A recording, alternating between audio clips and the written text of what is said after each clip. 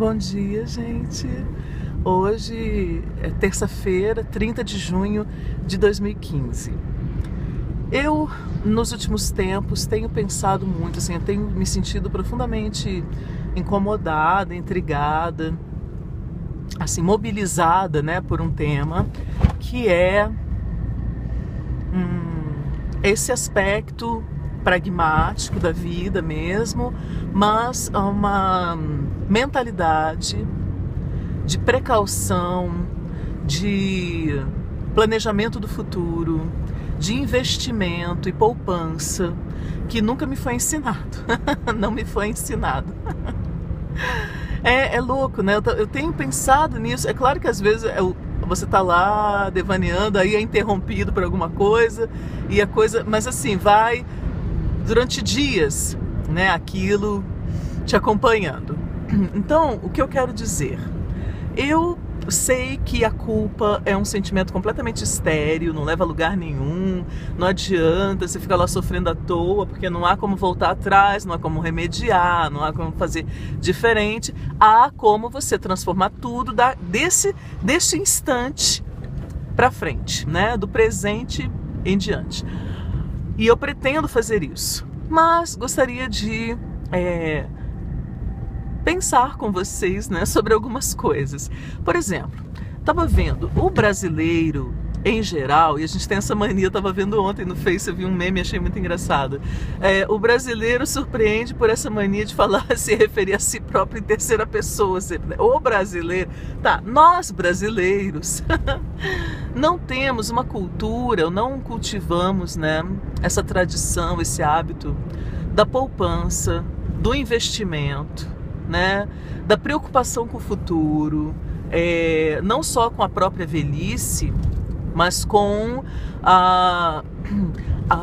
como é que se diz, a subsistência dos descendentes, né? A gente não tem muito essa, de maneira geral, o brasileiro médio, né? Nós não temos muito essa preocupação. É como se a gente vivesse no jardim do Éden, é onde magicamente tudo será suprido, né?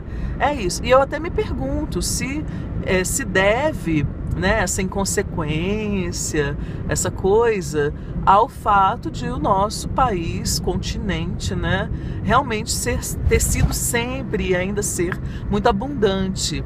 Então, assim, ter muitos alimentos, o clima ser maravilhoso, a gente ter muita terra, ter muito espaço, ter muitas opções.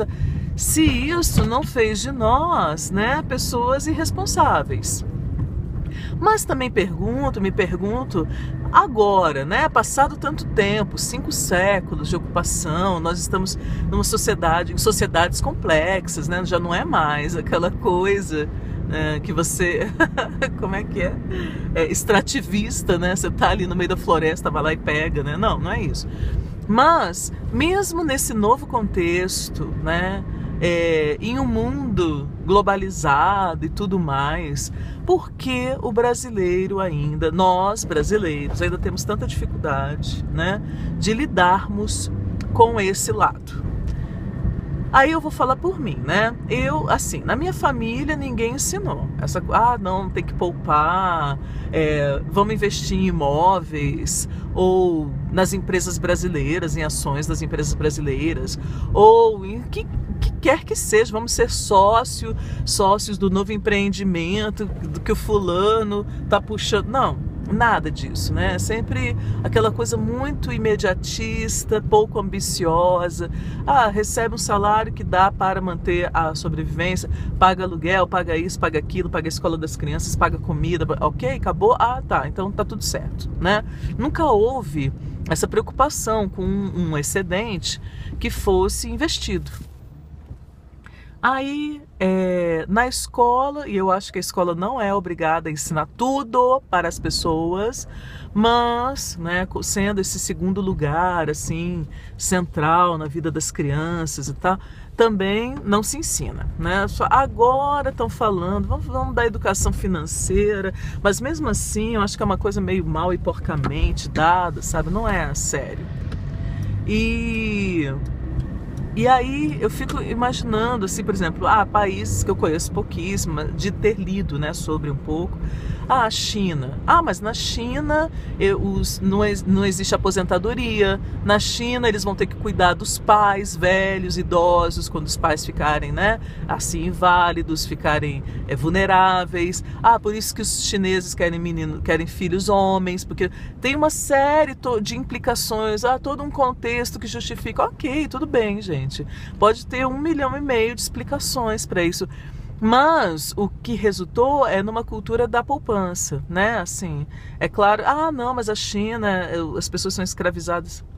Ok, então tentando um outro exemplo, né? Aí, deixa eu ver qual é o outro exemplo. Eu tinha me ocorrido, acho que eu esqueci agora. China, Japão.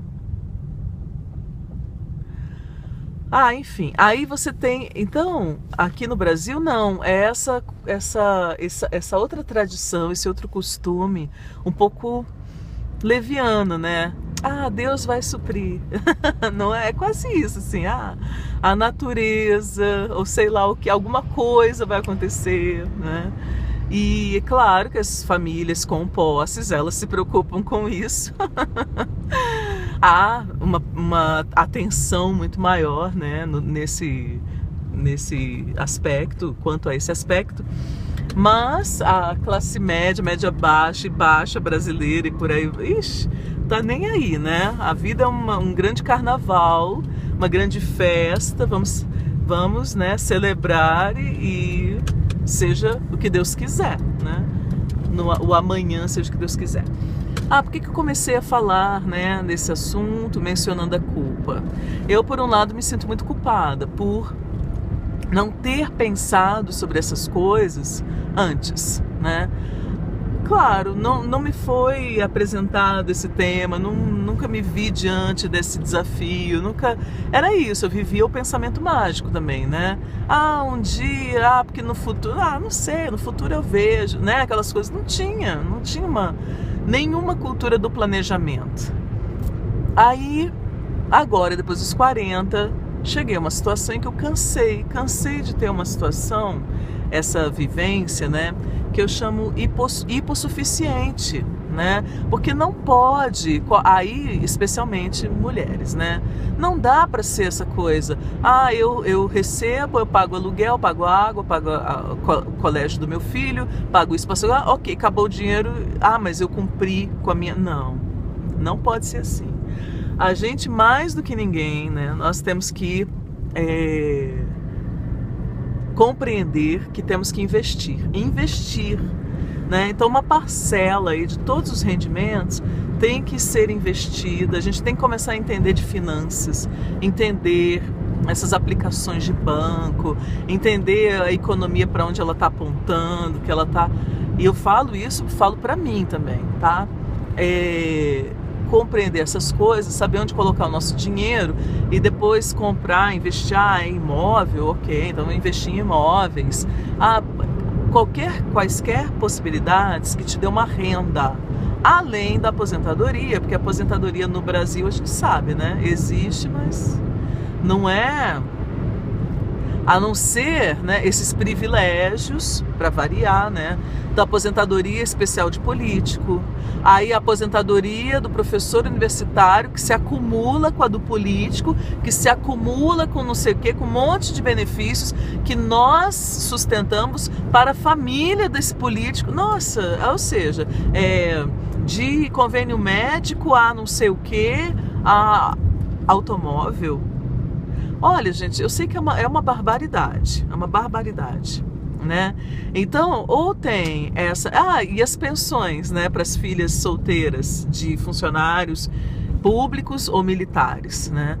Gente, palhaçada isso. Conheço pessoas que recebem, podem trabalhar, tem empresas, elas têm empresas e recebendo uma pensão que fazia sentido no século retrasado, quando as mulheres eram proibidas de trabalhar ou impossibilitadas de trabalhar. Aí realmente, se ela ficava solteira, não tinha um marido para sustentar, como é que ela ia viver, né? Aí tinha a pensão lá do pai, que havia falecido, mas depois metade do século XX para cá, Nada justifica, né? E aí virou pura mamata e a galera não abre mão dessa mamata, né?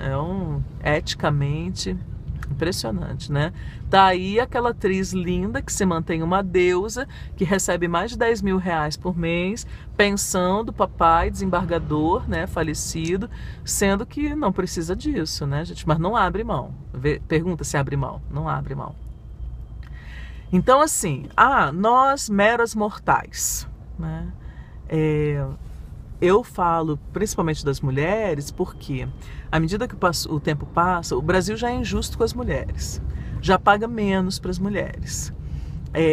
A empregabilidade feminina é menor por causa do medo da gravidez e da licença maternidade, por aí vai, né? Então há uma série de empecilhos. Geralmente são as mulheres que, quando ocorre uma separação, um abandono, etc. e tal, elas arcam com a prole.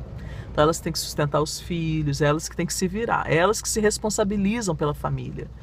E essas mulheres são, paradoxalmente, as menos preparadas, economicamente falando, financeiramente, né, para lidar com isso, para lidar com esse aspecto, né? Saber, prover ganhos, saber. Então, eu, como uma delas, tive o privilégio, pude estudar, mas hoje eu me repreendo, assim.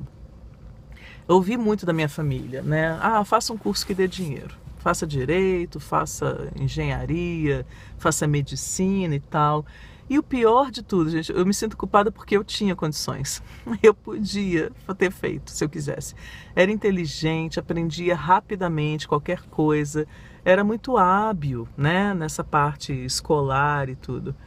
Então, eu podia ter feito, mas eu tinha que ter feito o sacrifício também, aquele de estudar loucamente antes do vestibular, para passar no vestibular, ficar lá concorrendo até. Não, eu preferi sair de casa, casar com uma mulher, viver lá a vida louca, né? Somaterapia, eu preferi aquilo, né?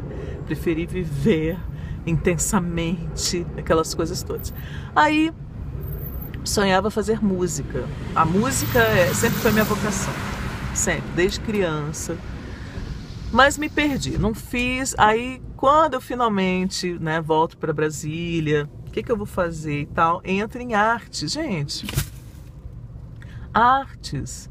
Tudo bem, não, mas tem gente que ganha dinheiro com arte. Sim, mas eu não tenho esse perfil. Eu não tenho perfil empreendedor. Eu não vou fazer produção. Eu não porque eu me torno amiga de todo mundo e aí eu viro a produtora daquele grande evento. Eu não tenho esse perfil, não tenho, né? Então eu tinha que ter feito, era outro curso mesmo, tinha que ter feito outro curso, assim, uma coisa, por mais que eu ame a arte, por mais que eu me ache uma excelente atriz, por mais que eu, né, tenha um poder de comunicação bem desenvolvido, grande, né, tenha essa facilidade, seja uma excelente professora, a artes não dá dinheiro no Brasil. E eu tinha que ter me convencido disso antes. Aí agora eu fico assim, certo? Pegando tudo que eu sei, tudo que eu estudei, não sei o que mais, vou aplicar como, né? Pra ganhar mais dinheiro. Faço a menor ideia. Então, tirando essa parte, né, que eu tive mais possibilidades do que a maioria das meninas, a maioria das mulheres, né? Veja, no Brasil, 8% da população tem uma renda X, uma renda familiar, né, que é superior a alguns salários mínimos, né? Então é uma injustiça, é um abismo tão absurdo, né, tão cruel. Eu estou acima desse abismo, mas tirando isso, vou começar do zero uma nova jornada. Uma jornada que é de um aprendizado, tá? Para me empoderar economicamente falando. Que implica também politicamente, né? Implica simbolicamente, implica todas as outras esferas. Mas Economicamente, no sentido de, para ter mais do que os outros, para esfregar na cara dos outros, para competir com os outros. Não, para garantir a autonomia, a liberdade, qualidade de vida, né, direitos. Então, para garantir essas coisas, direito à saúde, direito a uma boa a mais educação, né, direito à qualidade de vida, a uma série de questões, a uma série de coisas. Então, vou começar esse aprendizado. Estou começando. O primeiro passo está sendo essa inquietação, essa insatisfação, essas reflexões o tempo todo. Eu penso nisso o tempo inteiro, né? E vou dividir com vocês os próximos passos, né? O que efetivamente eu vou fazer? Eu vou fazendo os processos para poder